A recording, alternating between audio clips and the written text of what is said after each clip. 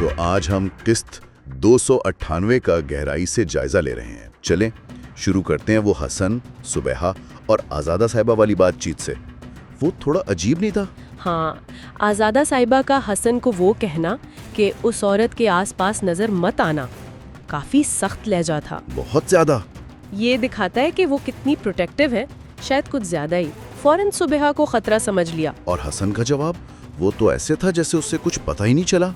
इसी दौरान बारान दिलान की फिक्र में भी है।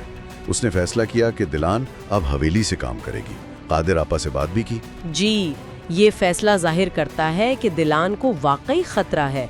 बरान उसे महफूज रखना चाहता है, चाहे घर में किसी को एतराज हो। लेकिन मजे की बात, इस पर भी जवाहर ने बाद में सवाल उठा दिया, कहा कि ये प्रोफेशनल नहीं है। वैसे इस सारी टेंशन के बीच वो जावेरिया और जुदत वाला सीन थोड़ा हल्का फुल्का था।